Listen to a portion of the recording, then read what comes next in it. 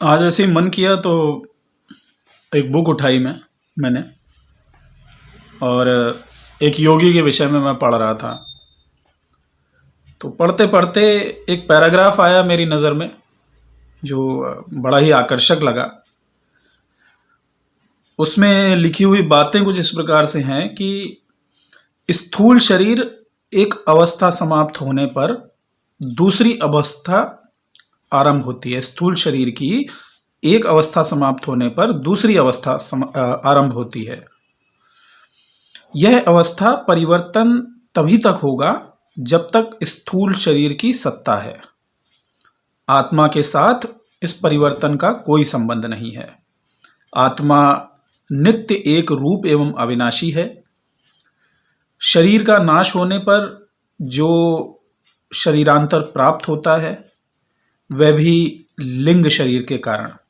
इसी कारण से शिशु हंसता है, रोता है, भूख से कातर होकर स्तनपान करता है।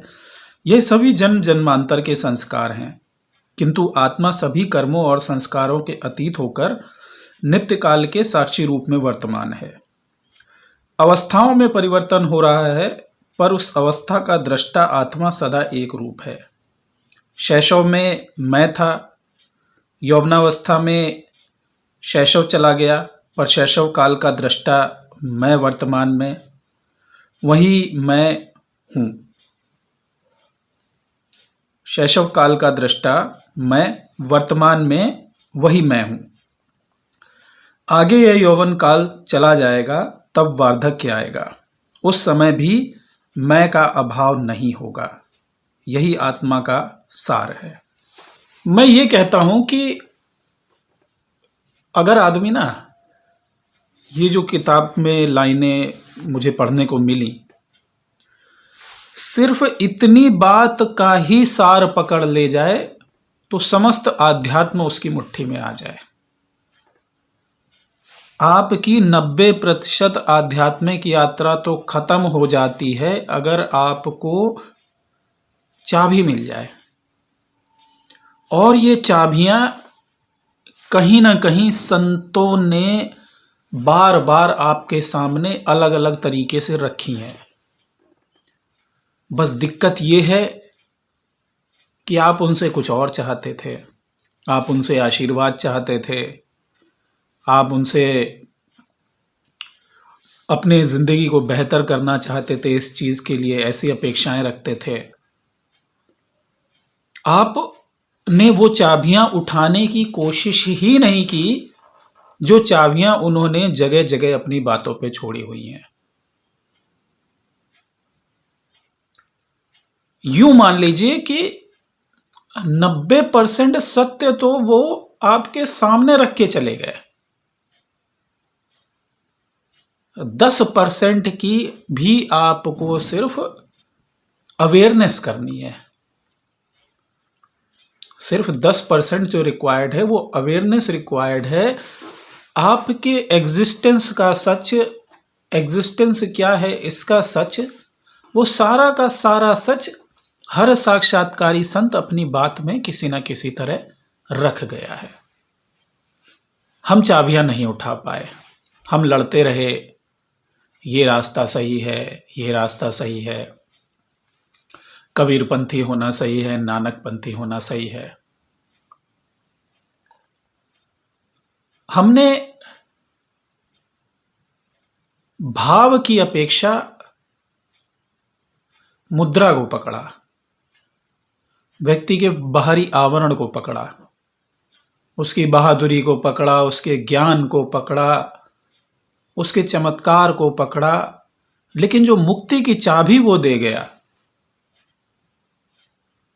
उससे हम चूक गए और लगातार चूक रहे हैं। आज भी वो सामने ऐसे पड़ी हुई है जैसे आप सिक्का फेंक देते ना सामने, ऐसे पड़ी हुई है सामने, लेकिन आप देख नहीं पा रहे हैं क्योंकि आपको लगता है कि यार इतनी सहज चीज है, इतनी सहज चीज जो है वो सच कैसे हो सकती है, इतनी आसानी से सत्य कैसे अवेलेबल हो सकता है। लेकिन हो सकता है, बशर्ते आप उस दिशा में देखने के लिए तैयार हों, बशर्ते आप अकेले चलने के लिए तैयार हों, बशर्ते जो बोझ आपने उठा रखा है अपने ऊपर, मान्यताओं का, धारणाओं का, ज्ञान का, वो बोझ आप कहीं नीचे गिराने के लिए तैयार हों, खुद को बोझिलपन से मुक्त करने के लिए तैयार हों, और बिना किसी पूर्व धारणा के उस जगह पर खड़े होकर देखने को तैयार हों जो जगह सिर्फ और सिर्फ सत्य की ही है, और हम में से हर एक उस सत्य पर कदम रख सकता है, लेकिन उसकी सहजता के कारण, उसकी सरलता के कारण हम वहां कदम नहीं रख पाते, क्योंकि शायद हमें वो कदम रखने लायक ही नहीं लगता। ये कह रहे हैं कि तुम्हारा शरीर बदल रहा है बार बार, तुमने एक जीवन में एक आयु जी, जैसा भी शरीर था तुम उसमें रुके, शरीर एक लिमिट तक काम कर सकता है, वहां तक तुमने उसका इस्तेमाल किया भोगों के लिए, और उसके बाद वो छोड़ा, फिर दूसरा मिल गया। तो जिन जिन मकानों में तुम ठहरते हो जाके, जो कि तुम्हारा शरीर है, ये मकान समय के साथ जर्जर हो जाते हैं,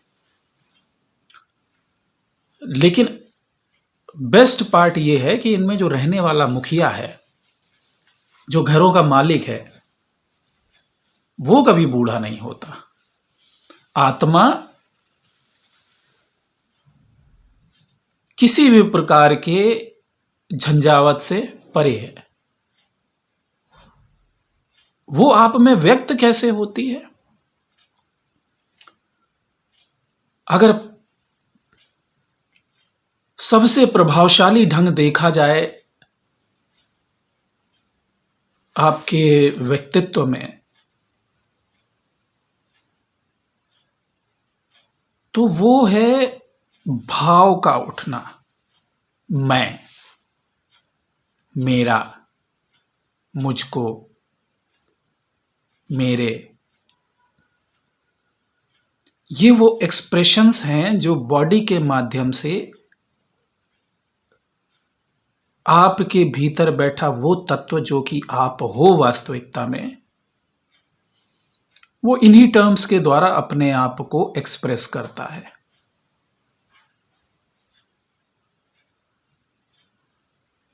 लेकिन वो एक्सप्रेस इसीलिए ऐसा करता है, ऐसे करता है, क्योंकि ये जो मैं है ना,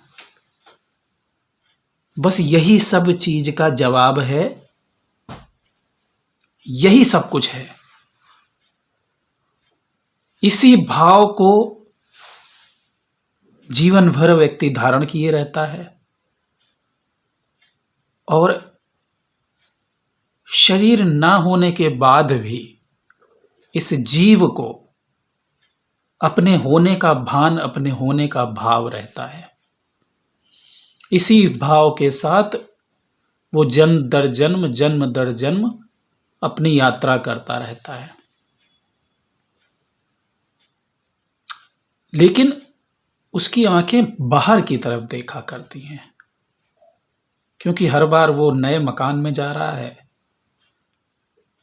उसकी ब्यूटी उसको फंसा लेती है, आसपास के दृश्य उसको फंसा लेते हैं। एक खूबसूरत मकान में वो जाता है, उस मकान का लोगों में इतना आकर्षण है, इस मकान की चमक इतनी है कि लोग ऐसे ही आकर्षित होकर चले आते हैं, तो फंस जाता है जाके जीवात्मा इस तरह से।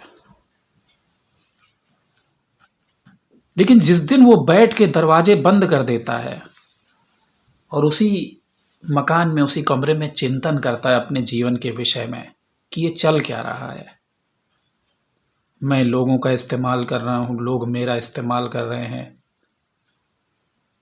मैं लोगों को ठग रहा हूं, लोग मुझे ठग रहे हैं, बस यही आदान प्रदान चल रहा है एक प्रकार का। और ज्यादातर ये फ्रस्ट्रेटिंग है, कहीं कहीं सुखद भी है। लेकिन जब जीवात्मा पलट के देखता है शरीर के माध्यम से, तो पलटी हुई नजरें जो है उसको उसके मूल स्रोत की झलक देने लगती हैं। और वही झलक देखते देखते ही साधक एक दिन अपने ब्रह्म स्वरूप को अनुभव कर लेता है। तो सिर्फ इतना करना है, अगर देखा जाए कि थोड़ा ठहर के और जिस भाव के साथ आपकी इस दुनिया में स्थिति है, जिसमें आप जीते हो, उसके साथ अपने आप को रोक दो, धीरे धीरे परतें खुलना शुरू हो जाएंगी। महाशक्ति आपकी रक्षा करें, आपके जीवन में शुभता हो, यही मेरी ईश्वर से कामना है।